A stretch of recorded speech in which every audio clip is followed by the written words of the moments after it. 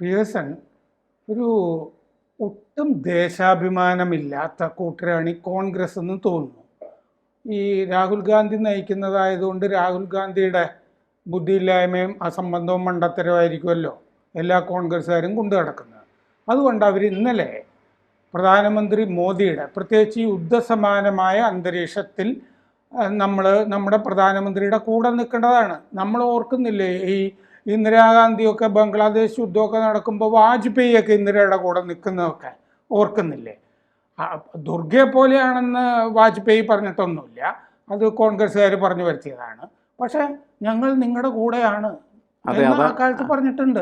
പൊളിറ്റിക്സിന്റെ ഒരു ബേസ് അതാണ്.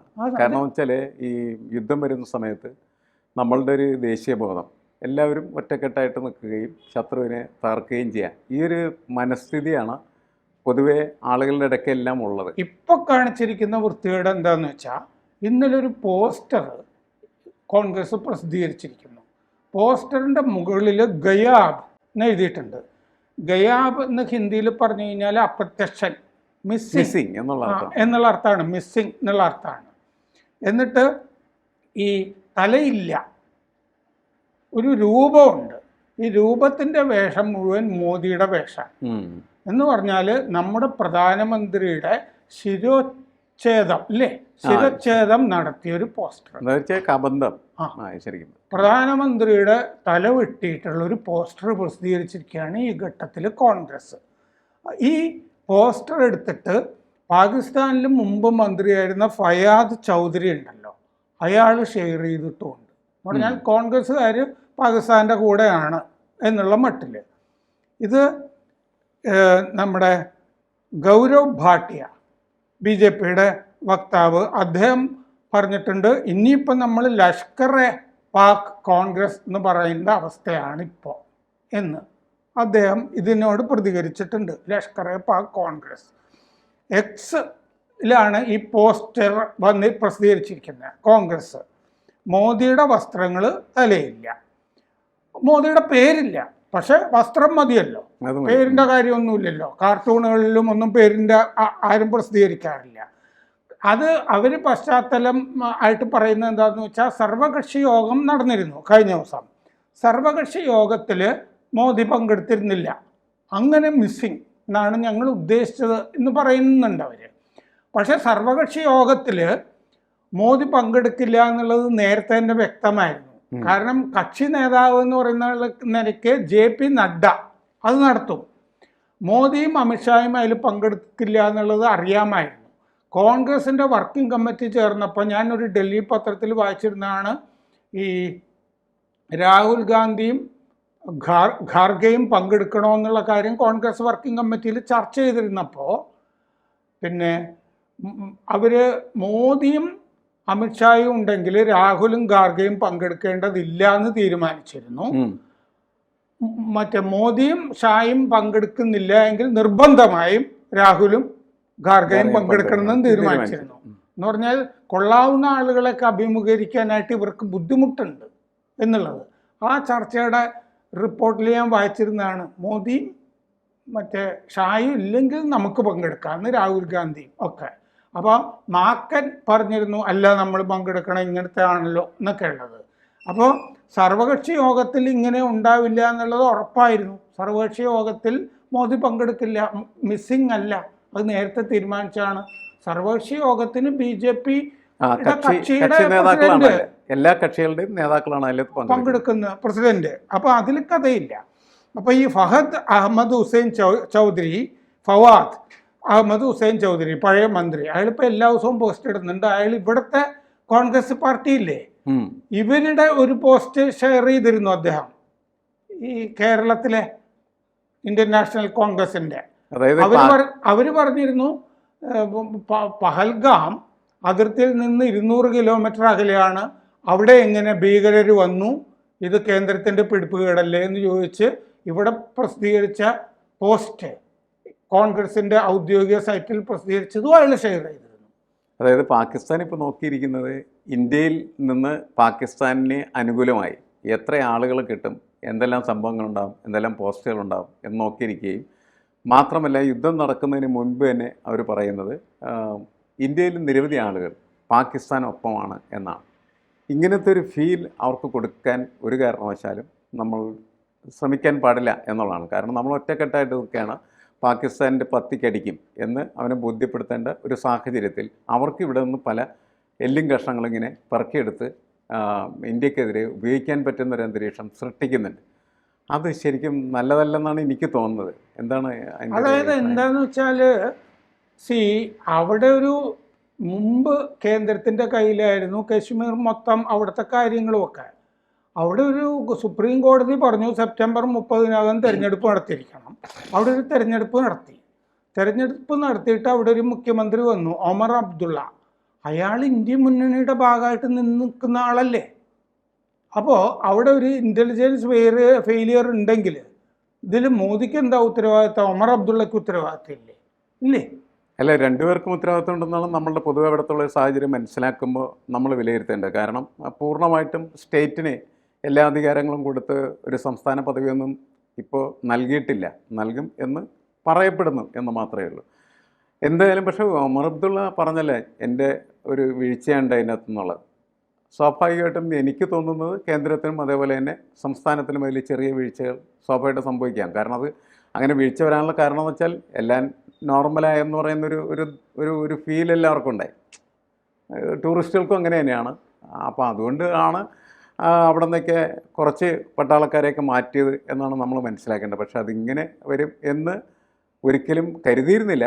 പക്ഷേ ഇൻ്റലിജൻസ് തീർച്ചയായിട്ടും അത്തരം കാര്യങ്ങൾ അന്വേഷിക്കേണ്ടത് തന്നെയാണ്, രണ്ട് സ്റ്റേറ്റിൻ്റെ ആയാലും കേന്ദ്രത്തിൻ്റെ ആയാലും. അതിലവിടെ എന്തായാലും ഒരു ചെറിയ പാളിച്ച വന്നിട്ടുണ്ട്. പക്ഷേ അത്തരം കാര്യങ്ങൾ ഇപ്പോൾ പ്രൊജക്റ്റ് ചെയ്ത് നമ്മൾ അവരുമായിട്ട് യുദ്ധത്തിന് നിൽക്കുന്ന സമയത്ത് പ്രൊജക്റ്റ് ചെയ്ത് പോകുന്നത് കൊണ്ട് പാകിസ്ഥാനെ അനുകൂലിക്കുന്ന നിലപാടുകളാണല്ലോ നമ്മൾ ഈ കാണുന്നത്. അങ്ങനെ വരും അത്. അതായത് അങ്ങനെ അല്ലെങ്കിൽ പോലും, കാരണം ഇതിൻ്റെ വിമർശനാത്മകമായിട്ടുള്ള ഒരു വശത്തൂടെയാണ് അത് അവതരിപ്പിക്കപ്പെടുന്നത്. പക്ഷേ എന്താണ് അതിൻ്റെ റിസൾട്ട് ആവുക അത് നമ്മൾ മുൻകൂട്ടി കണ്ടുകൊണ്ട് മാത്രമേ ഇത്തരം സാഹചര്യങ്ങൾ ഇടപെടാൻ പാടുള്ളൂ. ഇപ്പോൾ അത് പാകിസ്ഥാൻ നിരന്തരമായിട്ട് അവർക്ക് അനുകൂലമായിട്ട് ഉപയോഗിച്ചുകൊണ്ടിരിക്കുകയാണ് ചെയ്യുന്നത്. ആ മണിശങ്കർ അയ്യർ അയാൾ എപ്പോഴും പാകിസ്ഥാന് വേണ്ടി സംസാരിക്കും. അയാൾ കഴിഞ്ഞ ദിവസവും പാകിസ്ഥാൻ അനുകൂല പ്രസ്താവനകൾ നടത്തിയിരുന്നു. അങ്ങനെ ആണ് നടത്തിക്കൊണ്ടിരിക്കുന്നത്. അപ്പോൾ ഗൗരവ് ഭാട്ടിയ പറഞ്ഞു,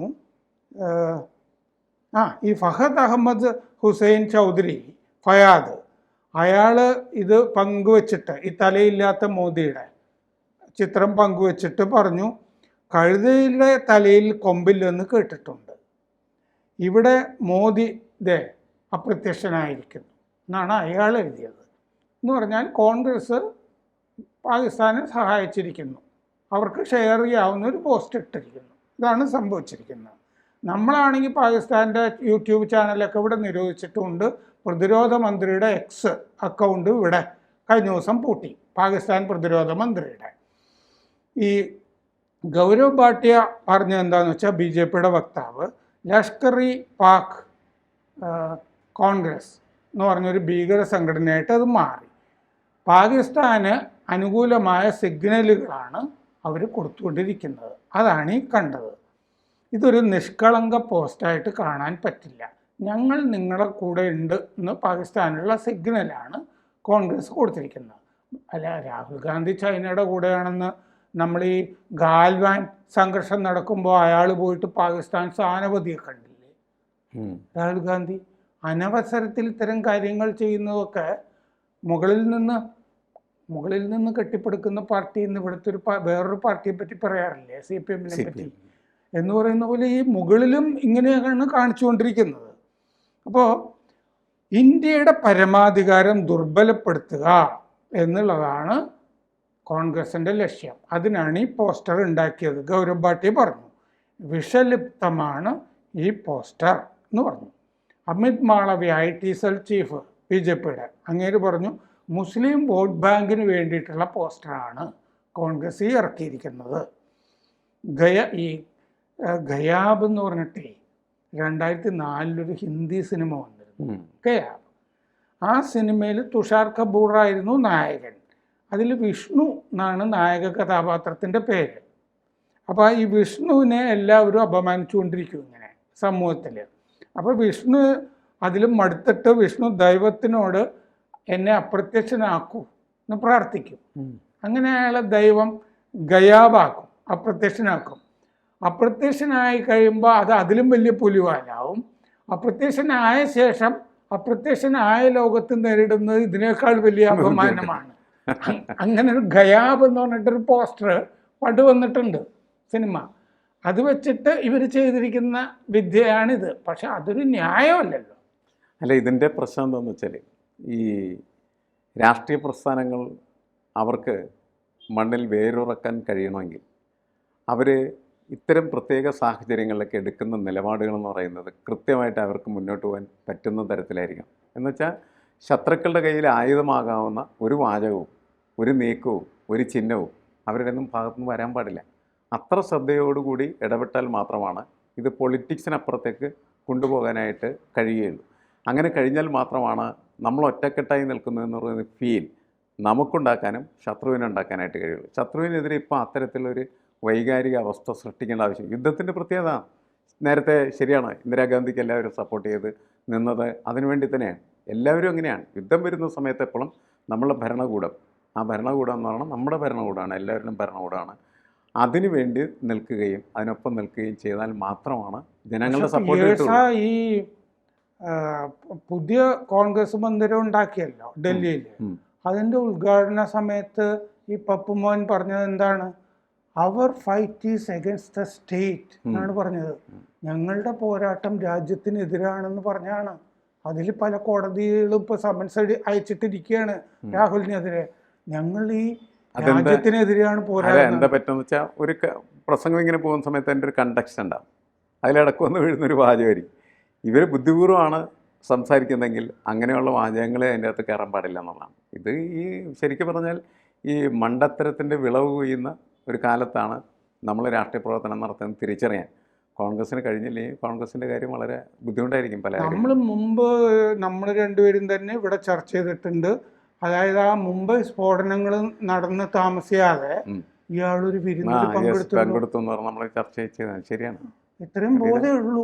ഇതാണ് ഇവർ ഒരിക്കലും ഇന്നത്താണ് കോൺഷ്യസ് അല്ല ഈ കാര്യങ്ങൾ. അല്ലെങ്കിൽ രാഷ്ട്രീയ ജാഗ്രത എന്ന് പറയുന്നത് ഇവർക്ക് കൈമോശം വരുന്നു. രാഷ്ട്രീയമേ ഇല്ല, അതാണ് പ്രശ്നം. കൂടുതൽ വാർത്തകളും വിശേഷങ്ങളും നിങ്ങളിലേക്ക് എത്താൻ ABC മലയാളം സബ്സ്ക്രൈബ് ചെയ്യുക, ബെൽ ബട്ടണും അമർത്തുക.